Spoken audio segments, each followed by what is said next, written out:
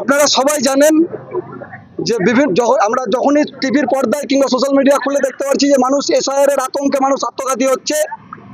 এই বাংলা এবং বাঙালি বিদ্বেষী বিজেপি নামক যে দলটা রয়েছে, এই বিজেপির অঙ্গুলি হেলনের দ্বারা পরিচালিত যে জাতীয় নির্বাচন কমিশন যে এসআইআর পশ্চিমবাংলায় যে শুরু করেছে, এই এসআইআর দ্বারা যে সমস্ত মানুষ এবং সাধারণ ভোটার বিভিন্নভাবে হয়রানি হচ্ছে।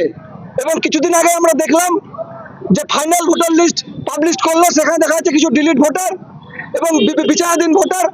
এরা কি করবে? এদের কি কাজ? তারা তো ভারতবাসী, তারা তো পশ্চিমবঙ্গবাসী।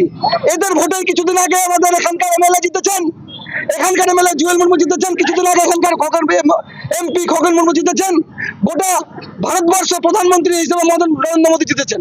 তাহলে আজকে ওনারা তাহলে ডিলিট মৃত ভোটার, আজকে ওনারা বিচারাধীন ভোটার। কোন অরাজকতা চলছে? কি নৈরাজ্য চলছে? স্বাধীনতা কোথায় মানুষের? কোথায় গণতন্ত্র?